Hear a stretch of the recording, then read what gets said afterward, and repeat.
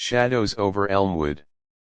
The rain hammered down on the windshield like 1,000 tiny fists as Detective Hank Whitaker pulled his beat-up Ford sedan into the foggy outskirts of Elmwood, Illinois.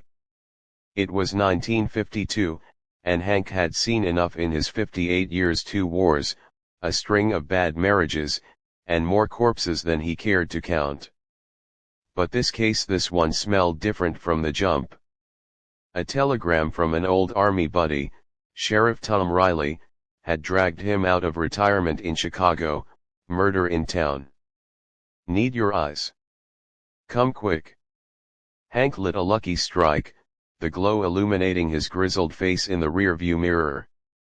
Little did he know, this wasn't just any killing, it was a web of lies that would unravel his own past.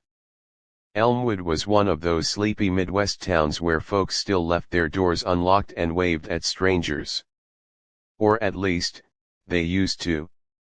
Hank rolled into the sheriff's office just after midnight, the bell above the door jingling like a bad omen. Tom Riley, looking every bit the worn-out lawman with his potbelly and receding hairline, greeted him with a firm handshake. "Hank, you old dog. Thanks for coming. It's bad, real bad." They sat in Tom's cluttered office, surrounded by faded wanted posters and a pot of bitter coffee. Tom slid a file across the desk. "Victim's name is Evelyn Carter, 42. Found strangled in her living room 2 nights ago. No forced entry, no signs of struggle. Husband's alibi checks out, he was at the VFW hall playing poker with half the town. But get this, she was the town librarian, quiet type, no enemies. Except maybe her past." Hank flipped through the photos. Evelyn's body sprawled on a floral rug, neck bruised purple, eyes wide in eternal surprise. Something nagged at him, the way her pearls were still neatly clasped, like the killer wanted it to look personal but not passionate. "Any leads?" Hank asked, exhaling smoke. Tom leaned back. "One. A drifter named Jack Harlan, no relation to you, I hope, spotted arguing with her at the library the day before. He's holed up at the motel on Route 66. Claims he was just asking for directions, but witnesses say it got heated." Hank's gut twisted. Jack Harlan, the name hit like a sucker punch. Could it be? He pushed the thought aside. Let's pay him a visit. The motel was a rundown joint called the Starlight, neon sign flickering like a dying heartbeat. Room 7's door creaked open to reveal Jack, mid-40s, rugged, with a scar across his cheek that screamed trouble. He eyed Hank warily. "Who the hell are you?" "Detective Whitaker. This is Sheriff Riley. Mind if we talk about Evelyn Carter?" Jack's face hardened. "I barely knew her. She helped me find a book on war history." "That's it?" Hank noticed the army duffel bag in the corner, dog tags peeking out. "You serve?" "Yeah, Pacific Theater." "What of it?" Hank's mind raced back to 45, Manila. He'd led a squad, including a young private named Jack Harlan, cocky kid, always bucking orders. They'd lost touch after the war, but rumors said Jack went bad, running scams stateside. Was this the same guy? Hank pressed. "Witnesses say you argued." Jack smirked. "She accused me of stealing a book. I didn't. End of story." As they left, Hank whispered to Tom, "He's lying." "But about what?" The next day, Hank dug deeper. He started at the library, a quaint brick building smelling of old paper and dust. The assistant librarian, Miss Gladys, a spinster in her 60s with cat-eye glasses, fidgeted as he questioned her. Evelyn was secretive. Always locking her office. Said she was working on a project. Hank jimmied the lock. Old habits die hard, and found a hidden drawer. Inside, letters, yellowed and tied with ribbon. Love letters from the war, addressed to Evelyn from a soldier named J.H. Jack Harlan, but the postmarks were from Europe, not the Pacific. Hank's war was Pacific too. This didn't add up. One letter caught his eye: "My dearest Evie, the boys and I are pushing through France. Can't wait to come home and make an honest woman of you. Love, Jimmy." Jimmy Harlan. Hank's blood ran cold. Jimmy was his kid brother killed in action at Normandy. Or so the army said.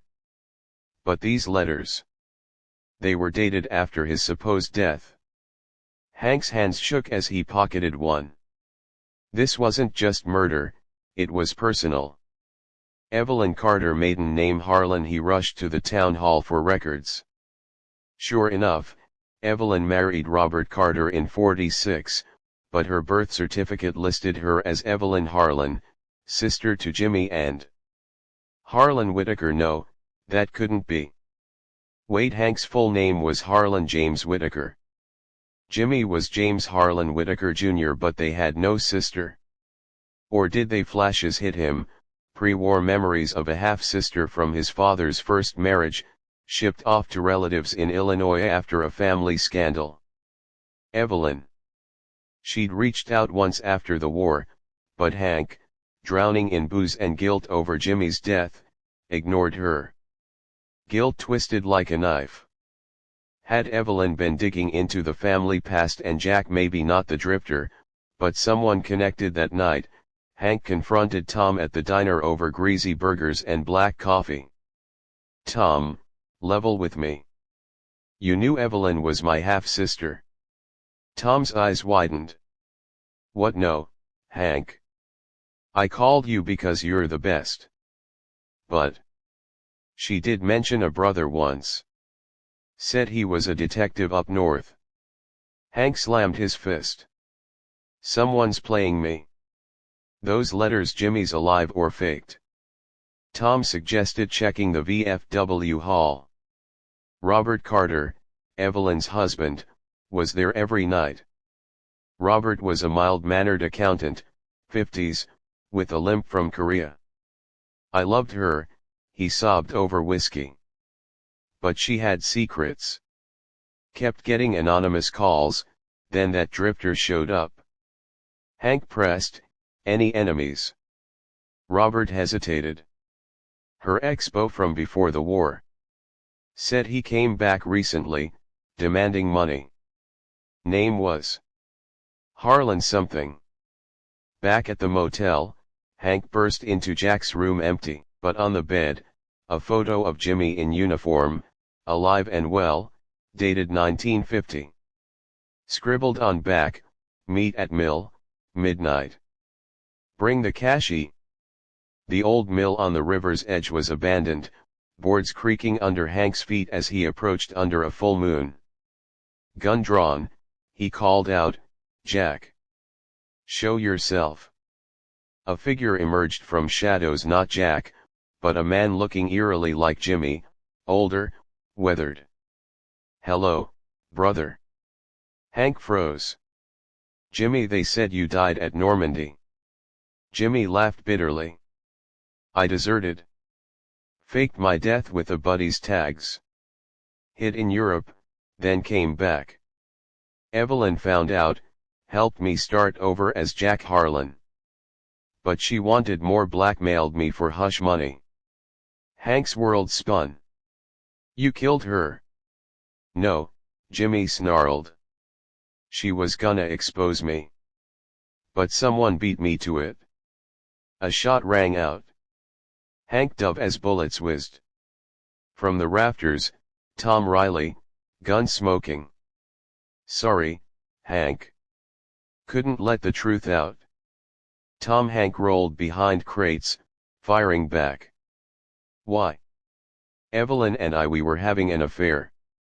She found out about my embezzling from the town fund war bonds I schemed. She threatened to tell. I strangled her, made it look clean. Called you to pin it on the drifter, your brother." Jimmy charged Tom, but a bullet caught him in the chest. He crumpled, gasping, "Hank! Forgive!" Hank's shot hit Tom square, ending it. As sirens wailed in the distance, someone must have heard the gunfire. Hank knelt by Jimmy. "Why desert?" "Scared, Hank. War broke me." Hank whispered, "Me too, kid. Me too." But as Jimmy breathed his last, Hank realized the twist. The letters in Evelyn's drawer weren't from Jimmy, they were forgeries. Hank had written them himself years ago, in a drunken haze, pretending Jimmy was alive to cope with guilt. Evelyn had discovered them somehow, pieced together the family secret. Tom, her lover, used it all to cover his tracks, framing Jimmy, who was real, but innocent of murder. Hank stood, rain starting again, washing away the blood. He'd close the case, bury the truths. Some shadows were better left in the dark. As he drove out of Elmwood, the fog lifting, Hank tossed his badge into the river. Retirement hell, he was just getting started.